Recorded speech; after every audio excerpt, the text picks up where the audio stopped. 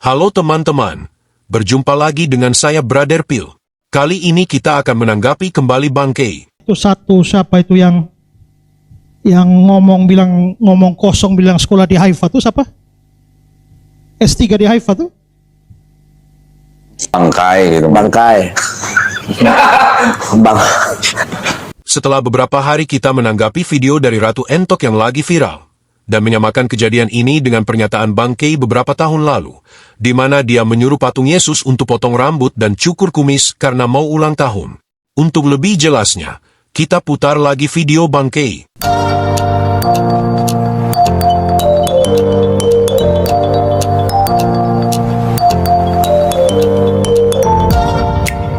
Karena di kami tidak diharamkan belajar Bible. Kenapa? Rukun iman bilang percaya kepada Allah, percaya kepada malaikat, percaya kepada kitab-kitab sebelum Al-Quranul Karim, percaya kepada Nabi yang dipercayakan kitab-kitab itu.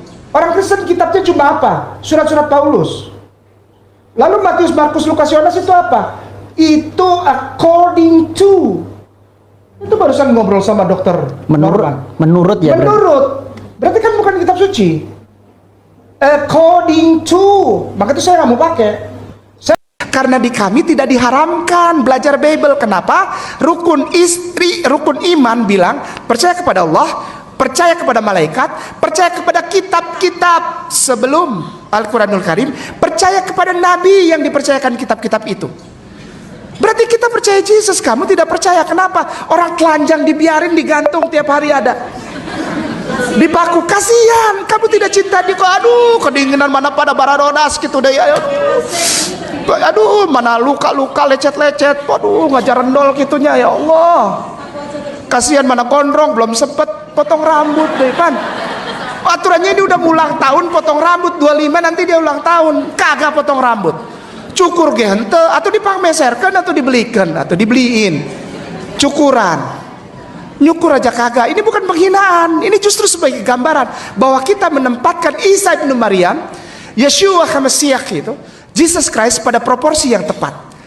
Kita barusan saksikan pernyataan Bangkei yang menyuruh patung Yesus untuk potong rambut dan cukuran karena mau dekat ulang tahun. Dan berikut adalah tanggapan Bangkei atas video tersebut.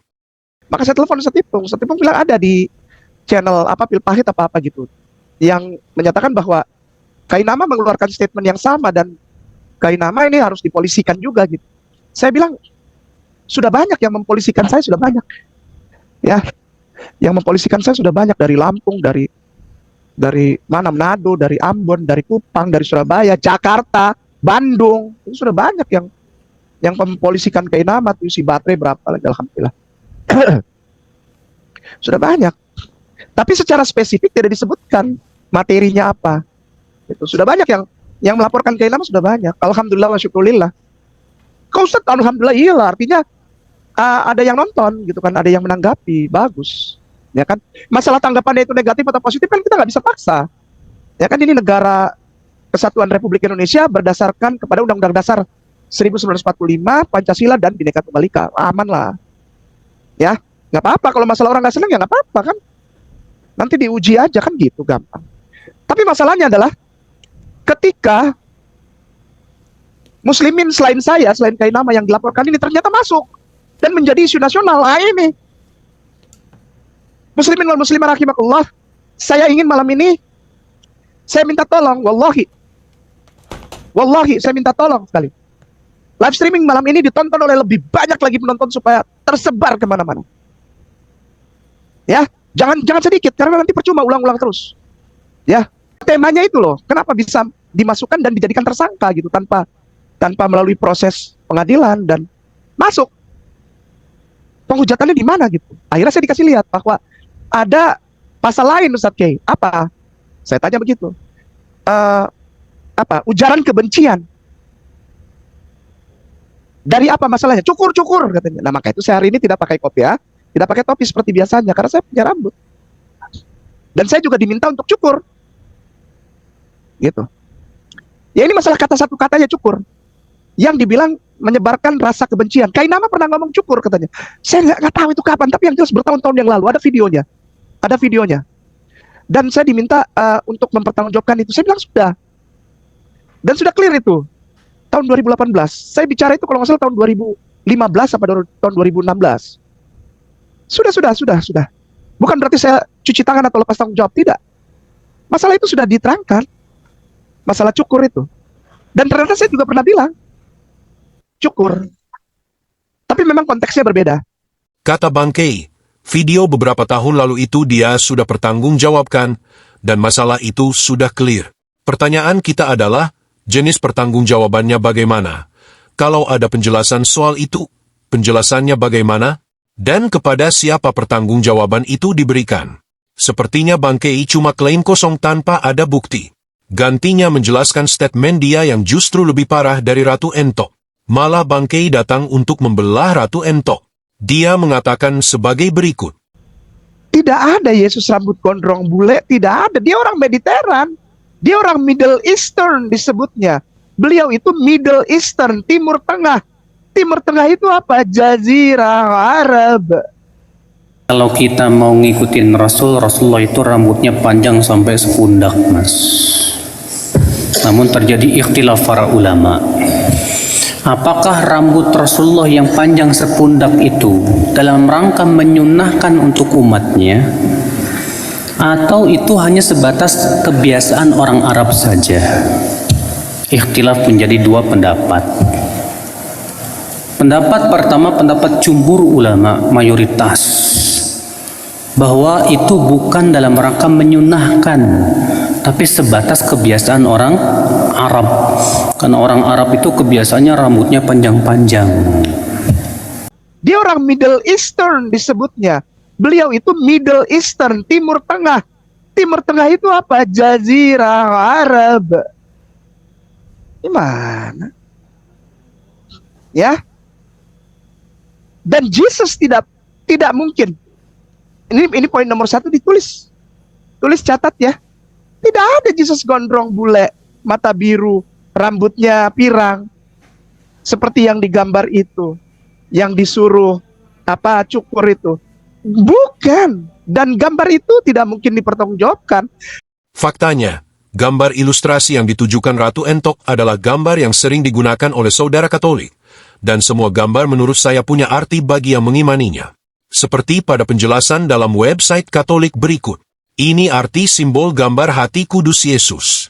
Hidupkatolik.com. Hati kudus adalah salah satu gambar renungan Katolik yang paling akrab dan mengharukan. Tetapi simbolismenya juga bisa membawa kebingungan. Berikut adalah penjelasan di balik beberapa fitur hati kudus. Jika gambar itu gambar orang gondrong lainnya, tanpa ada simbol tertentu, mungkin tidak masalah. Tapi itu adalah gambar yang memiliki simbol yang bermakna. Jadi bukan gambar sembarangan. Entok, aku udah lihat video di Instagram kau yang ngeles-ngelesmu terlalu banyak, klarifikasimu juga omong kosong. Kau ini pembohong. Kalau yang sedang kau suruh cukur rambut gondrongnya itu adalah foto ini, masih bisa dimaklumi kalau kau ngeles. Tapi kau nggak bisa ngeles kalau fotonya ini, karena ini adalah Sacred Heart of Jesus. Dimana ketika wajahnya apapun tapi di jubahnya ada simbol seperti itu, maka itu adalah penghinaan untuk yang dikatakan Yesus dalam kekristenan. Bohong kali kau kalau kau bilang kau nggak tahu tokoh yang difoto itu siapa. Karena kau sendiri bilang keluarga kau aja banyak yang agamanya Kristen.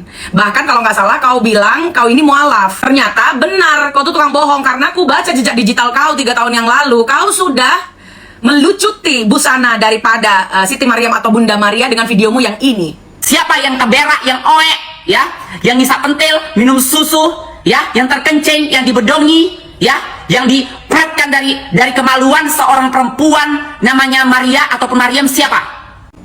Kau sebutkan alat vital dari sesuatu yang terbungkus suci. Memang ku tengok kau sentimen kali, ya. Jadi buat kalian si Entok atau mungkin namanya Irfan atau siapalah itu, dia ini memang harus dipenjara atas penistaan agama. Seluruh klarifikasinya adalah bohong, kecuali klarifikasinya tentang pergantian kelaminnya atau transgendernya. Bang Kay membela Ratu Entok dengan menafsirkan kitab suci orang lain. Mau bagaimanapun penjelasan Bang Kay, gambar itu sering dipakai oleh orang Katolik. Jadi itu bicara iman orang lain. Pertanyaan kita adalah, siapa Bang Kay yang menerangkan iman orang lain? Kita lihat saja bagaimana kasus seorang ibu yang masuk penjara karena toa masjid. Jika menggunakan standar bangkei, artinya toa masjid bukanlah bagian dari perintah dalam Quran atau hadis. Artinya tuntutan kepada Ibu Meliana salah sasaran, karena toa masjid bukan perintah kitab suci.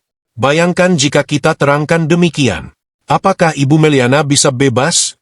Sepertinya bangkei sedang menyembunyikan diri di balik masalah Ratu Entok. Padahal kalau kita bandingkan pernyataan bangkei, menurut saya bangkei lebih parah. Oke teman-teman, demikian tanggapan kita terhadap tanggapan bangkei. Terima kasih untuk dukungan teman-teman. Tuhan Yesus memberkati. Buktinya bahwa Al-Quran benar, Nabi Isa tidak disalib. Apa? Tidak ada bukti.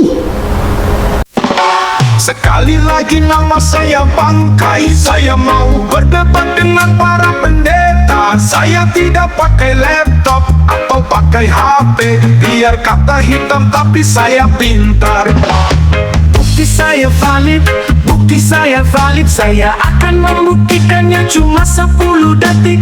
Bukti Islam benar, Yesus tidak disalib. Ternyata tidak ada bukti. Sekali lagi nama saya bangkai. Saya sengaja tidak jawab pertanyaan saat debat, karena itu strategi saya untuk muslim yang protes, kalian saja yang debat.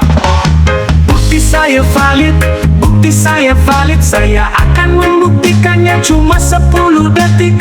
Bukti Islam benar, Yesus tidak disalib. Ternyata tidak ada bukti. Sekali lagi nama saya bangkai. Saya sengaja tidak jawab pertanyaan saat debat, karena itu strategi saya untuk muslim yang protes, kalian saja yang debat. Bukti saya valid, bukti saya valid. Saya akan membuktikannya cuma 10 detik. Bukti Islam benar, Yesus tidak disalib. Ternyata tidak ada bukti. Sekali lagi nama saya bangkai. Saya tidak pusing dengan muslim yang marah-marah. Paparanmu mana? Yuk muslim, jadi pintar yuk. Kita pakai otak yuk. Bukti saya valid, bukti saya valid. Saya akan membuktikannya cuma 10 detik. Bukti Islam benar, Yesus tidak disalib. Ternyata tidak ada bukti.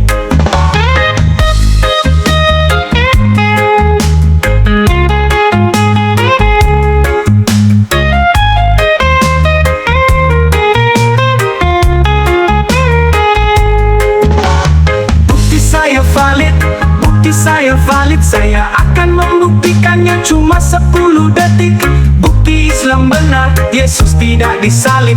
Ternyata tidak ada bukti. Bukti saya valid, bukti saya valid. Saya akan membuktikannya cuma 10 detik.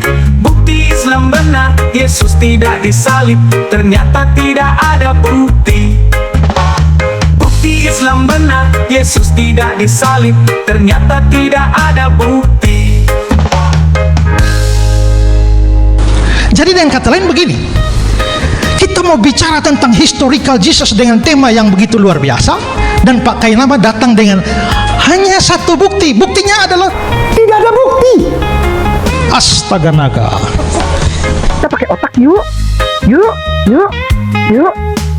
Yuk, mau, ayo. Yuk. Yuk, jangan tiba-tiba memalukan Islam. Paparanmu mana? Itu. Kok bisa nggak memaparkan kayak gini? Itu. Yuk kita pakai ini yuk. Yuk, jangan kosong nih. Kalau diginin bunyi klak klak klak klak kosong.